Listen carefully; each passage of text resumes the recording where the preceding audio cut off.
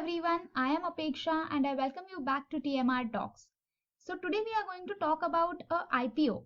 Now the last time there was an IPO which was launched in the Indian financial markets was during the pre-COVID era. It was around 3.5 months back and that was of SBI Cards and Payment Services Limited. And at the moment there is this company named as Rossari Biotech Limited which is going to launch its IPO. So today we will have this discussion in three parts. I will start with looking at a broader perspective, that is the sectoral overview, and we will also talk about the global industry. Secondly, I will tell you the story of the company, which includes the entire business model, its expansion plans, etc. And then we will move on and discuss the numbers and the financials.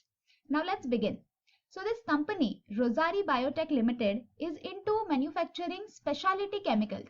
So when I say specialty chemicals, it becomes very much essential to understand what is a basic chemical then and how is a specialty chemical different from that.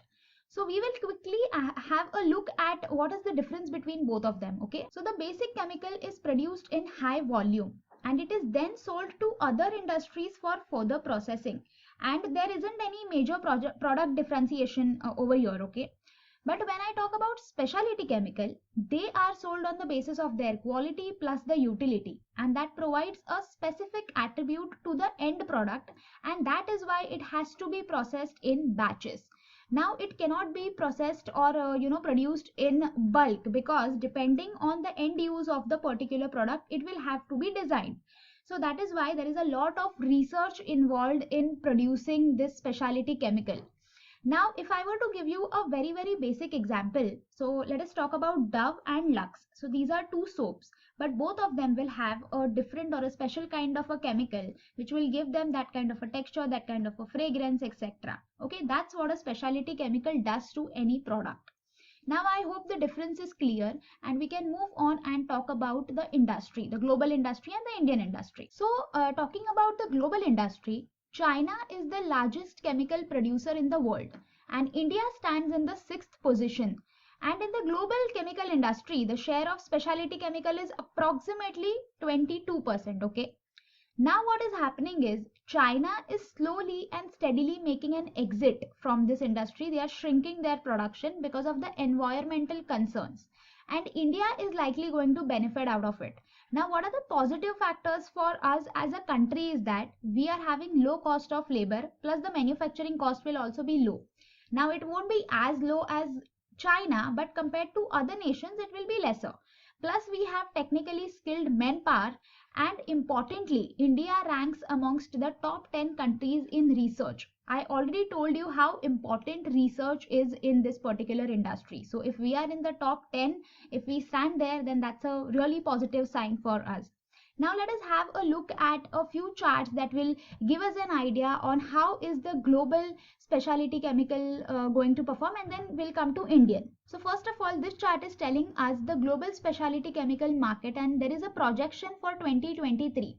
Now have a look at that red portion dotted line that tells us the segments in which this company is operating. So the company is operating in almost all the segments apart from the three things that are there, which is dyes and pigments, agrochemicals, flavors and fragrances.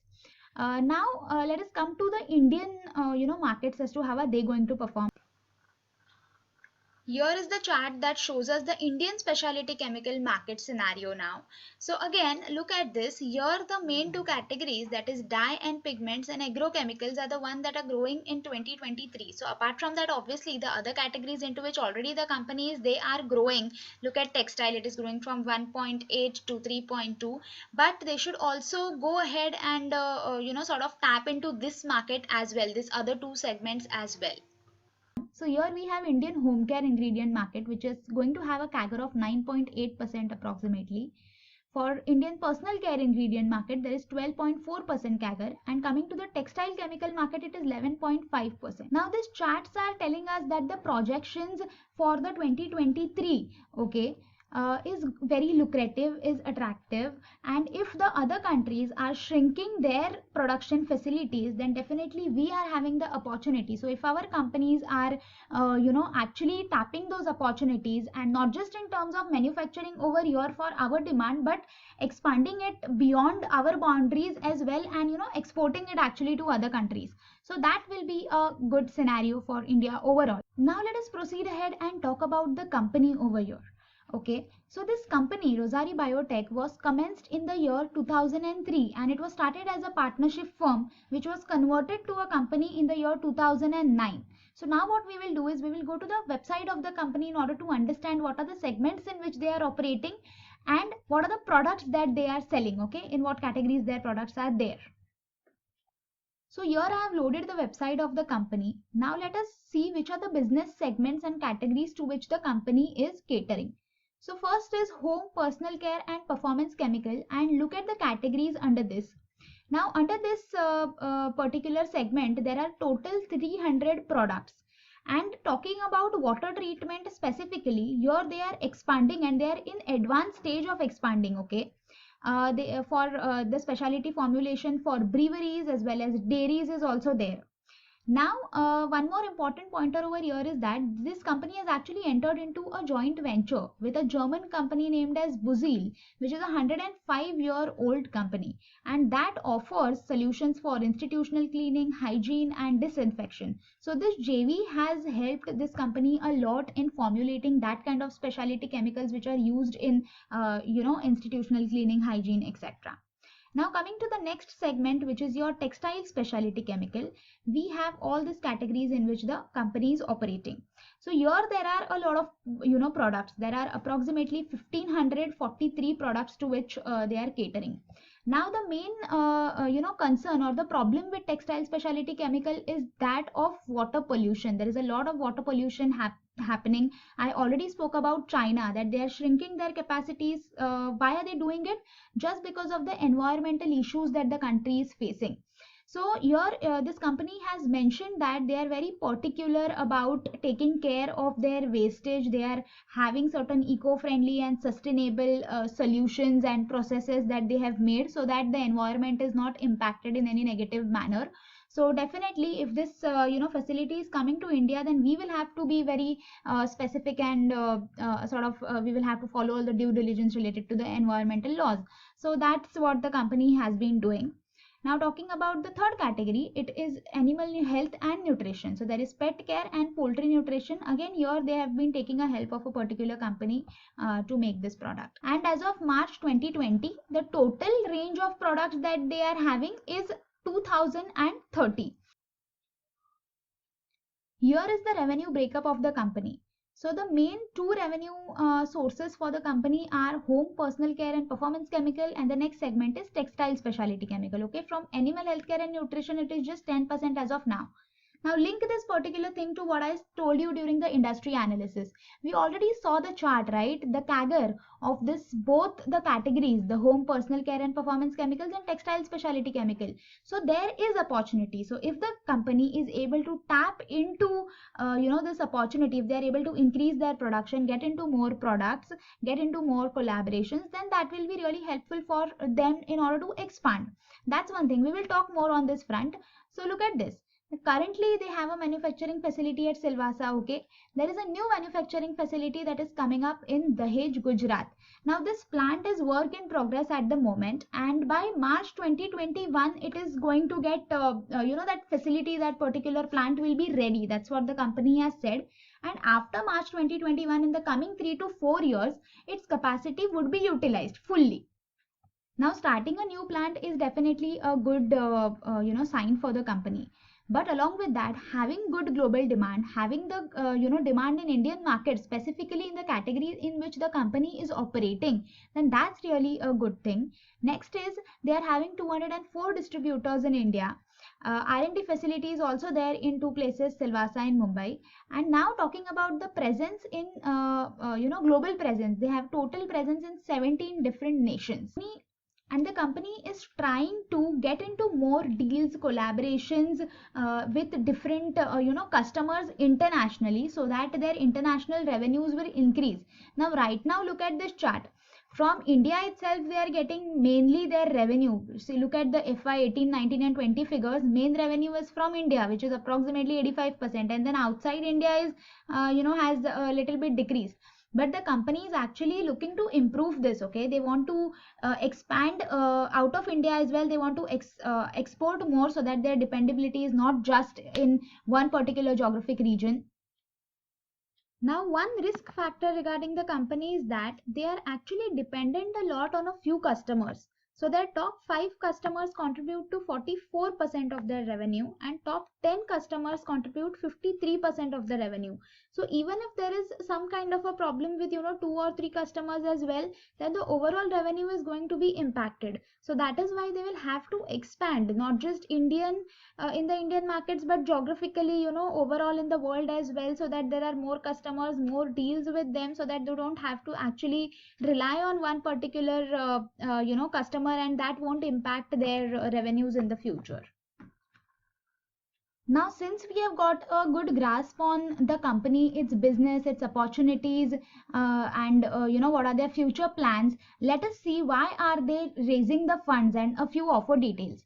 So the IPO date is 13th to 15th of July, and the fresh issue is of 50 crores. The rest of the 446 crores is offer for sale. Okay. Market lot is 35 shares, and look at the price band, it is 423 to 425. Now the next question that comes to the mind is, okay, they are raising these funds, but what are they going to do with these funds? So this is why they are going to raise the funds. They want to repay their debt payments that is there, and a little bit of it might be used for the funding the working capital requirement and other general corporate purposes. But the majority chunk which is there is of offer for sale. Now what will happen to the shareholding pattern? So pre-issue the shareholding is 95%, post-issue it will become 72%. Okay, now coming to the next important point, which is financial analysis. So here is total revenue and PAT of the company in million. So the total revenue has gone up by a CAGR of 41.65%, and your PAT has gone up by a CAGR of 60%. Now I'll tell you one important point regarding this when we go to peer comparison. Before that, have a look at this table which gives you EBITDA margin and PAT margin, which are improving. And your PE ratio specifically for FY20 is 31.6. So talking about peer comparison here, we can see that Rossari Biotech is comparatively a very smaller company, okay, in comparison with Aarti Limited or Atul Limited. And the PE is at a higher side, okay, that's one thing. Secondly, like I told you about the revenue growth, the CAGR of 40% for revenue and 60% for PAT. So you really don't have to feel very happy or positive about this thing, because what happens is when the company is smaller, so the kind of growth that they are doing in figures, if you look at those numbers, it will be bigger compared to other companies. Now look at this, Aarti Industries, which has a revenue of 40,000 million, and Atul is also at the same level. So they won't be having this kind of a growth, definitely, right? But a smaller company will have it. So I hope you are able to understand the point that I'm making, because if you go positive, and if you only hold this particular thing, then it will be a kind of a biased analysis. So you don't have to do that. And one more point regarding debt to equity ratio is that right now their debt to equity is at 0.23. Post IPO it is going to be 0. And for the coming 3 to 4 years, as mentioned by the company's promoters, they will not have any capex requirement as such, because their plant in Gujarat is going to be operational, okay, since March 2021. And for the next 3 to 4 years, it will take to bring that to 100% capacity. Till then, they won't be having any capex requirement. So what we can conclude, or what one or two options, positive options that we can look at is, one is that since there won't be any debt, there will be more revenues in the company, which will either be shared with the shareholders of the company in the form of bonus, dividend, etc., or else that will be used, that will be plowed back into the business of the company, which will again benefit to the shareholders only, since the market price of the company will also go up. So yeah, this is one thing. So the company has also raised funds from the anchor investors. Okay, you can look at this list and you will understand what are the companies or what are the fund houses that have invested here. Not just that, during December 2019 as well, the company had raised the funds and it was at the same price that currently the company is offering, which means that the listing has been accepted by the market. The pricing basically has been accepted by the market in spite of it being at a little higher PE that I was talking about. Coming towards the end of the video, this particular specialty chemical sector is actually in a really sweet spot, and our company is having their main operations in India. And in India, the main categories that are going to grow, the home care, personal care and textile, they are already there in these categories, right? They are functioning here, so that is going to benefit. They can also plan to expand in this other segments as well, that is dyes and pigments, agrochemicals, flavors and fragrances. Now any which ways they have a new plant that they are starting in Dahej, Gujarat. So they can probably strategize something on those lines as well. Secondly, in geographical presence also they are having in different countries and they are going to increase it. So that will also be really helpful for the company. Overall, the financials are good. I just had a little concern about the PE, but since the anchor investors have already, invested in the company, so that also becomes a positive sign for the retailers and for other investors who want to go ahead and buy, since the fund houses are buying. So overall, we have a positive signal for this IPO. So if you are an investor who's looking forward to having a good long-term, relation with this entire sector, then you can definitely go ahead and invest over here. So do let me know how did you find the video. If you have any concerns or suggestions, queries, then you can put it in the comment section. Now we do come up with various contemporary videos related to financial markets, economics. So go ahead and subscribe to our channel if you haven't done it already. Thank you so much.